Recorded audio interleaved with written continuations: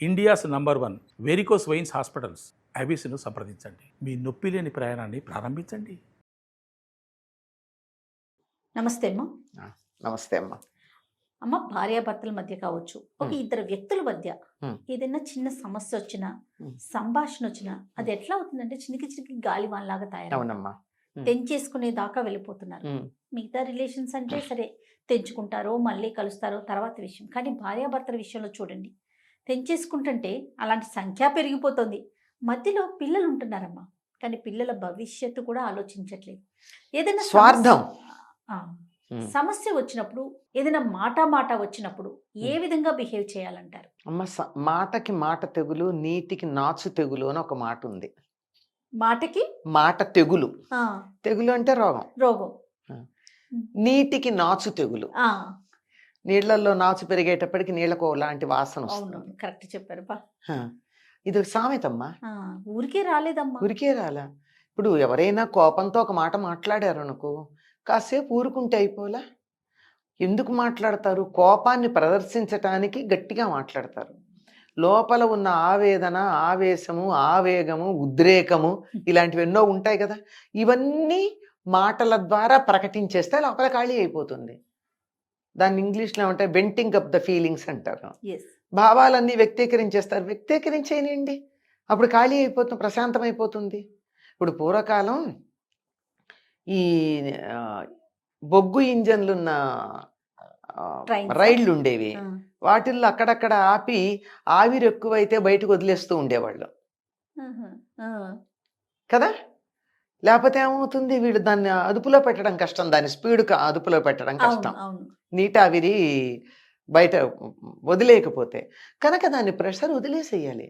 మనం ప్రెషర్ కుక్కర్లో కూడా ఎక్కువైతే పైన నీళ్లు పోసి దాంట్లో ప్రెషర్ చేస్తాం కదా. లోపల ఏదైనా ఒక భావోద్వేగం కలిగినప్పుడు ప్రెషర్ పెరిగితే మాటల ద్వారా బయటకు వస్తూ ఉంటుంది. ఈ మాత్రం అర్థం చేసుకోవచ్చు కదా. ఆ ప్రెషర్ అంతా బయటికి రానిచ్చేయండి, ఖాళీ అయిపోతుంది. అప్పుడు మనం చెప్పదలుచుకుంది చెప్పచ్చు. చాలా సందర్భాలలో ఒకళ్ళు ఆవేశంగా మాట్లాడుతూ ఉంటే రెండో వాళ్ళు ఊరుకున్నప్పుడు 100% సమస్యలు పరిష్కారం అవుతాయి. అంచేత ఊరుకోవాలి. నేను ఊరుకోలేమే, మనకి పెరిగిపోతూ ఉంటుంది ఆవేశం. ఇది మనం వాళ్లతో ఉన్న సంబంధ బాంధవ్యాలని కొనసాగించదలుచుకుంటే మాత్రం ఊరుకోవాలమ్మా. తర్వాత చెప్పచ్చు, మీ అభిప్రాయం చెప్పడానికి మీకు అవకాశం ఉంటుంది, ఉండకపోదు కదా. తర్వాత చెప్పచ్చుగా నెమ్మదిగా. వాళ్ళు పశ్చాత్తాపడము, సమర్థించుకోవడము వాళ్ళ స్థాయిని బట్టి రకరకాలుగా చేస్తారులేండి. ఒక్కొక్కళ్ళు ఒక్కొక్క రకంగా, అందరూ ఒకే రకంగా కాదు. వెంటనే సారీ అనేరు, నేనేదో అన్నాను అనుకో అని ఇలా రకరకాలుగా సమర్థిస్తారు. ఏదన్నా కానీ రిలేషన్షిప్ అయితే తెగిపోదుగా. అందువల్ల ఆవేశంగా ఉన్నప్పుడు, కోపంగా ఉన్నప్పుడు అవతల వీళ్ళు కొంచెం ఊరుకోవడం మంచిది. తగ్గినంత మాత్రాన ఓడిపోయినట్టు కాదు. ఇది ప్రధానమమ్మ. మనం ఎందుకు తగ్గాలి, మనం ఎందుకు సారీ చెప్పాలి, లేకపోతే మనం ఎందుకు సైలెంట్గా ఉండాలి? నేను మంచిని కాదా, నాకు కోపం రాదా, ఇలాంటివి వింటూ ఉంటాం. నీకు కోపం రావచ్చు, కాదనని లేదే, కానీ ఇప్పుడు కాదు, ఇంకోసారి కోప్పడు. నీ కోపం ఇంకోసారి ప్రదర్శించుకో. ఇప్పుడైనా ఇద్దరూ కోపం ప్రదర్శించుకుంటే ఒకేసారి ఏమవుతుంది? ఇంకో సందర్భంలో ఎదురు చూడు, నీకు అవకాశం రాకపోదు కదా. 4 సార్లు అవతల వాళ్ళు ఆవేశంగా మాట్లాడితే మరో సందర్భంలో నువ్వు మాట్లాడి నేను 4 సార్లు ఊరుకున్నాను, ఇప్పుడు నువ్వు ఊరుకో అనే అధికారం వస్తుంది. అంతేగాని సరే మరి ఎప్పుడు ఉంటారు అనుకోండి, మూర్ఖులు, దరిద్రులు, నీచులు, నికృష్టులు ఉంటారు, వాళ్ళ సంగతి వదిలేయండి. మనం మాట్లాడుకునేది మామూలు మనుషుల గురించి. మామూలు మనుషులకు ఉండే ప్రేమలు, అభిమానాలు, కోపాలు, తాపాలు ఇవన్నీ యావరేజ్గా ఉండే వాళ్ళ గురించి మనం మాట్లాడుకుంటాం. అట్లాంటప్పుడు అంత ఆవేశపడాల్సినటువంటి పని లేదమ్మా. దానివల్ల అప్పుడు ఆవేశపడితే ఏమవుతుందంటే ఆ రిలేషను అంతటితో కట్ అయిపోతుంది కదమ్మా. అది తీవ్రమైపోతుంది, అగాధం పెరిగిపోతుంది. సో అలాంటప్పుడు మౌనంగా ఉండటమే పరిష్కారం అంటే. అవునమ్మా, మౌనేన నాస్తి కలహం అని ఒక మాట ఉంది. మౌనంగా ఉంటే తగాదా లేదు అని, కలహం రాదు అని.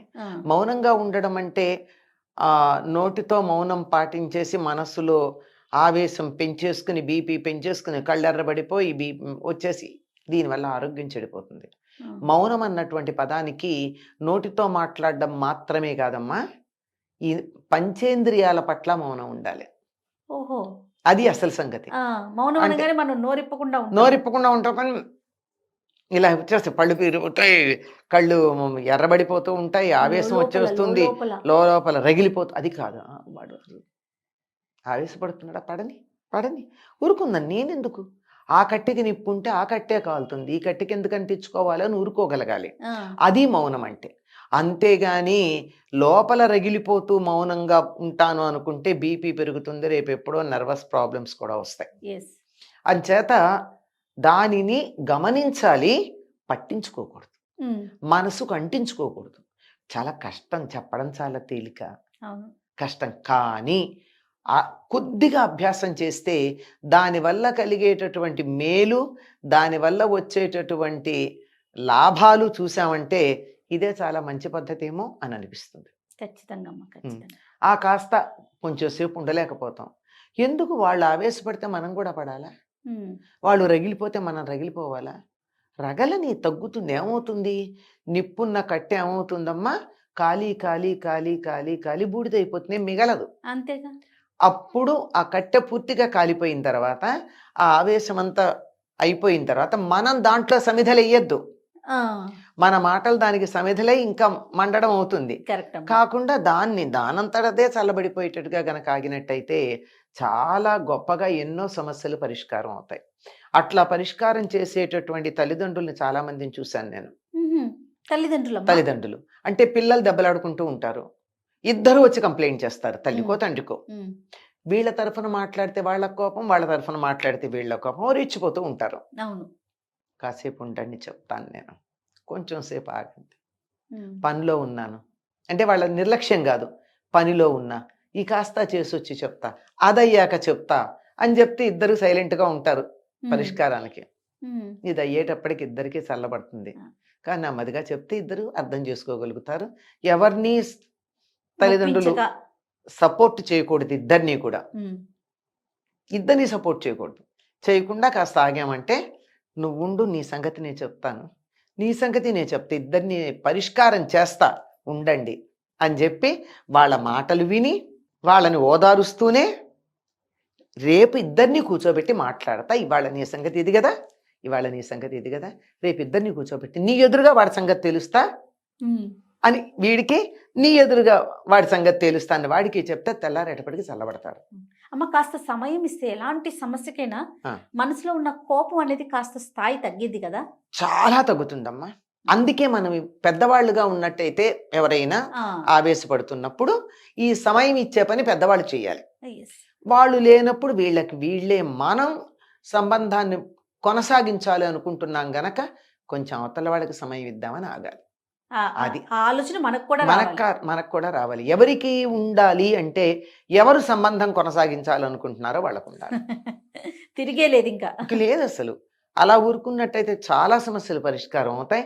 తర్వాత వాళ్ళు పశ్చాత్తాప పడకుండా ఉండరు, నోటితో చెప్పినా చెప్పకపోయినా. చెప్పడానికి ఎక్కడో ఒకళ్ళు ఉంటారు పరమ నికృష్టులు, అట్లాంటి వాళ్ళు తప్ప సామాన్యంగా అందరూ కూడా బాగానే పశ్చాత్తాపడతారు. అలా అనకుండా ఉండాల్సింది కదా. నేను ఇన్ని తిడితే కూడా మాట్లాడలేదే అని ఎప్పుడప్పుడు అనిపించదా? అనిపిస్తుంది. రైట్ అమ్మా, నమస్తే. నమస్తే.